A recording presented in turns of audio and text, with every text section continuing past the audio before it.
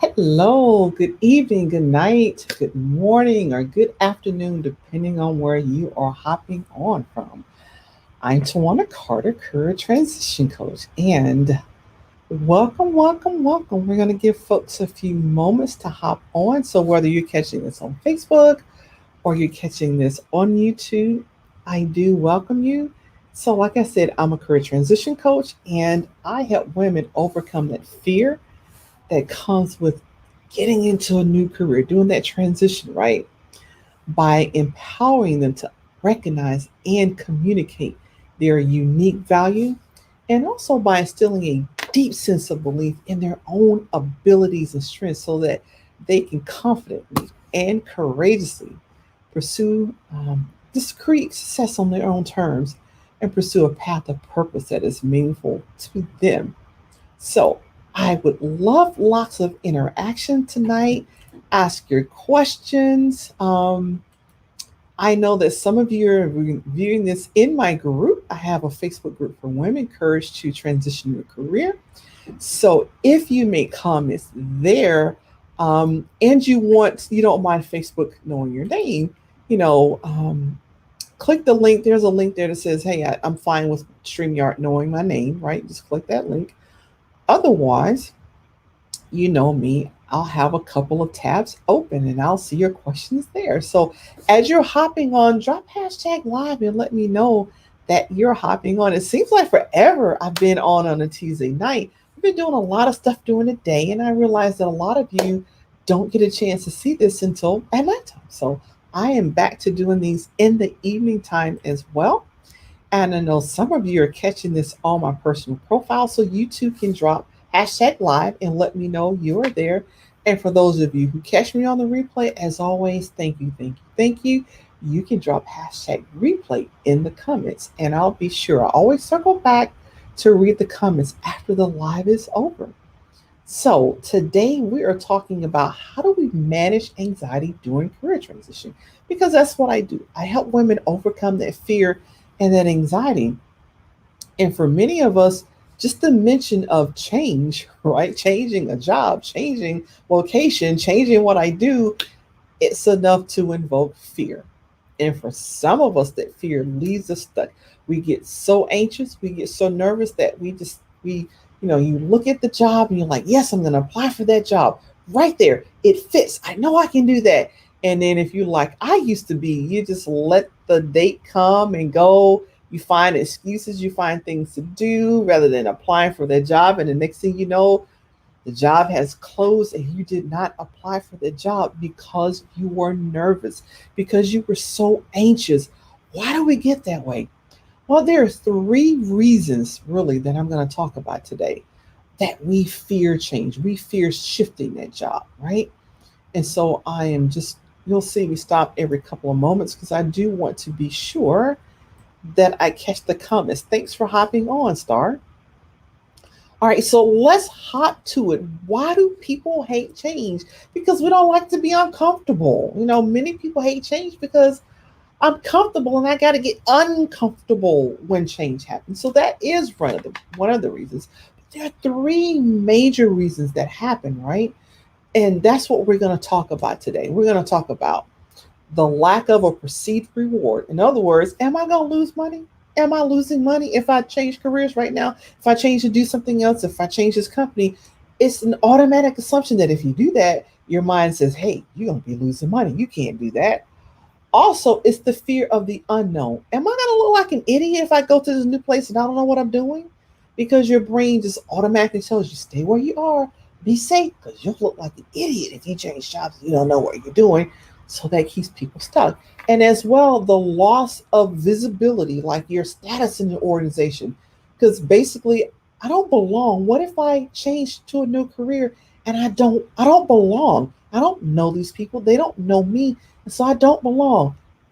Any and all of these cause anxiety. They really cause us to be anxious. You're thinking about, I don't know if I should get another job because what if I lose money? And I get that a lot. When I talk to women, many of the women I coach, that's like one of the first things. What if I lose money? I can't afford to make less than what I make. And then the question is, why do you automatically assume you're going to make less? That's the question. Why do you automatically assume you're going to make less? Because of the fear. The fear says, yeah, you're going to make less. You're comfortable where you are. If you go somewhere else, you're going to make less, right? So let's talk about how we manage, right, the perceived lack of reward, because that's what it is. It's not automatically that if you get a new career or you change to a new job that you're going to automatically make less money. It is just a perceived lack. Not for real, it's perceived. So, how do you manage this anxiety? Fully write out what you are looking for. What are you expecting from the change? What rewards do you want? Do you want a bonus? Do you want your own office? Do you want a shorter commute? Right? Do you want something closer to your home or closer to your kids' school? So when you drop your kids off, you can go to work right there. Fully write out what it is you're expecting from changing to a new job. If you write it out, it's there in black and white. You see it. Then you can say, okay, I know of a surety. Here is the reward. The reasons why I'm changing this job, it's closer to where I live. Or the reasons why I'm changing my job, because, well, a lot of us now are teleworking, but not all of us are. Or it could be that you're getting a job located somewhere else and it's closer to your parents because you got to take care of your parents. Whatever the expected rewards are, write them down so that when you start looking for jobs and your brain goes, you can't be uncomfortable, you better be anxious about that. You can go, no, the rewards I expect from this is more money. I expect shorter commute, or I expect that this is closer to my kids' school, or I expect I'm going to have my own office, or I expect to be a manager, or I expect to be a specialist rather than manager. Whatever it is you're expecting, write it down. Just write it down so that you are then comfortable and you have a surety, right? That you know what you know and you know why you're making this change. All right. And so the second reason why that makes us anxious when we talk about managing anxiety and changing careers is fear of the unknown, right? It makes us anxious because what do? We automatically assume the worst. We start imagining the worst. Like, am I going to look like a fool if I go up here and I don't know what I'm doing? Because why? Where you are right now, you're comfortable. You may have been there 2 years, 5 years, 10 years, 15 years, and it's comfortable. You know the job, you know the people, you know the route to get there. And you know if this route is closed down, I can take this extra route. You're comfortable with everything. And so your mind automatically tells you, you're going to look like an idiot. You're going to get this new job. If you don't learn fast enough, you're going to look like an idiot. And it's like, I don't want to look like a fool in front of my friends. Everybody's going to laugh at me if I get this job and it doesn't work out.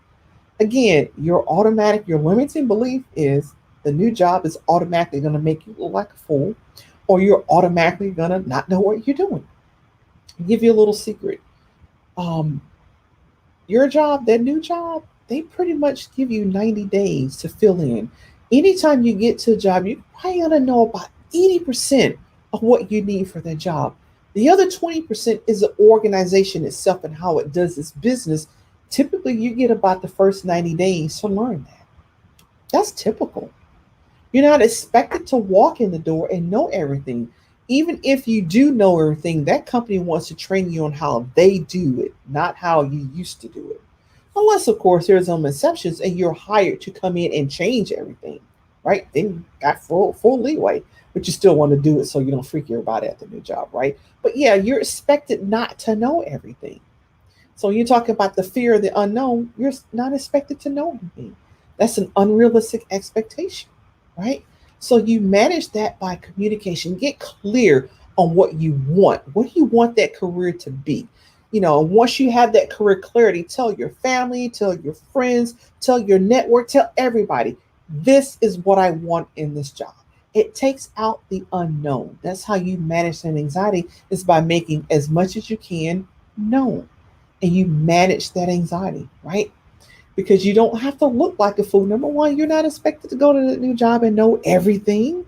You don't know how they do it. It could be different from what you're doing. And they give you about 3 months to match to get to that point. Some jobs give you longer than that, right? And there may be some that give you shorter, but the thing is, you're not expected to come in and know how they do business. So you have like this grace period, if you want to think about it like that way, right? So I'm going to do just a check out there. Hey, Alexandra, thanks for hopping on. And let me pop over to my group and see if I have missed any comments there. So, what are your tell me this. Have you ever feared the unknown and let that keep you from changing the job? If so, put unknown in the chat. Because for a lot of us it is. I know for me, um, Alexandria says the doctor is in. I love that. It's actually it's tag on my car says the doctor is in, right? I got that tag. I think not did I get it right after my PhD or just before? But whatever. Yeah, that's my personalized tag. The doctor is in. Hey Alex, but yeah, drop if you have let fear of the unknown make you so anxious that you didn't apply for a job, drop unknown in the comments and let me know that, right? Because that's what we do. We let our minds assume the worst. We just like, yeah, this is gonna be bad, it's gonna be horrible. But what if it's good? Right? You don't know. Manage the anxiety, manage your expectations, how you do that, right?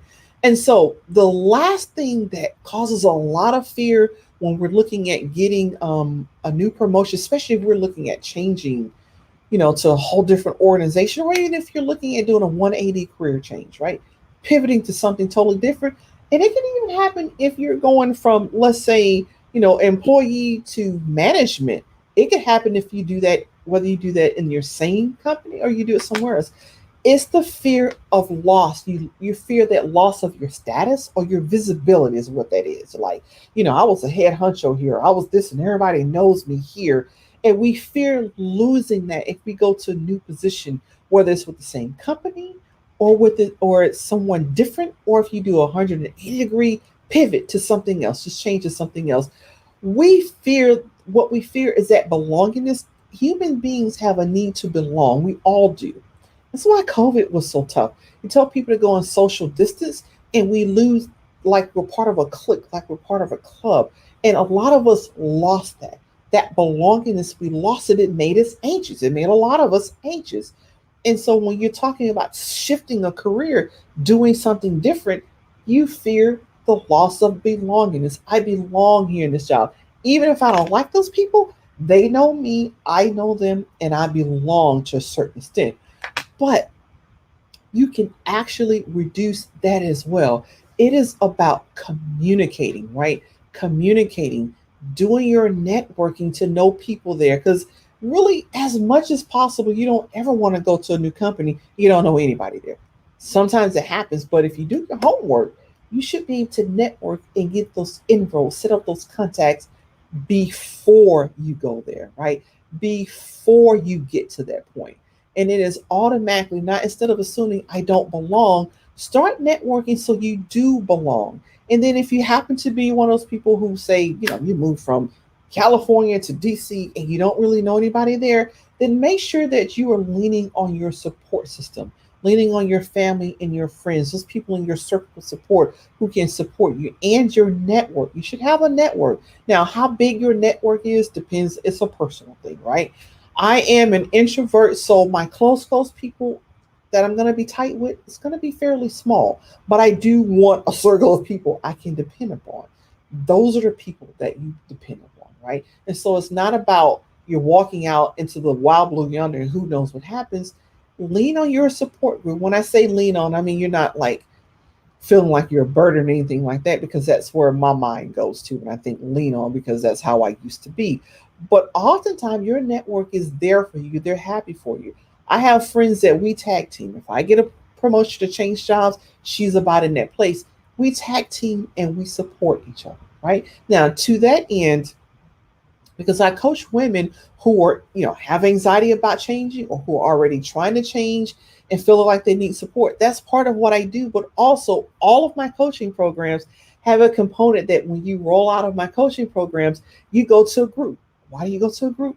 You go to that group for support and networking. Every single program I have, whether you come to me doing a group program or you come to me doing a one-to-one program, everyone rolls off into a group, and the purpose of that group is so you will always belong, because belongingness is something that really causes anxiety.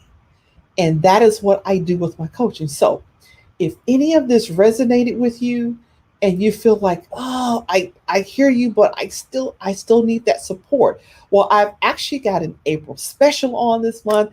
April is my anniversary for Twanna Carter Professional Personal Coaching. I pulled that company out of my counseling company.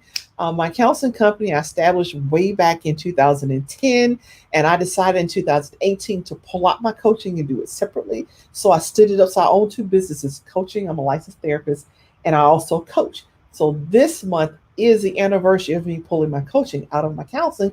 And every April, last April, I did something special, and this April is no different. I do have special promo codes. So if this really resonated with you and you would love to hop on a call with me and talk about managing that anxiety, whether you're managing anxiety because you're in a new job and you're having some issues managing things, that anxiety, or whether you need help managing anxiety to jump to that new job, let me know. Drop hashtag career in the comments and I will reach out to you, set up that complimentary consultation, and you can come in and we'll talk and really look at setting up a step-by-step plan. Now, for the month of April, my special is a one-on-one career clarity intensive. That's a 3 hour one-on-one, you and I working through limiting beliefs, working through mindsets, getting the clarity you need around your career so that you don't have to fear the unknown. You know exactly what you're looking for in your career. You know exactly how careers will line up with your purpose,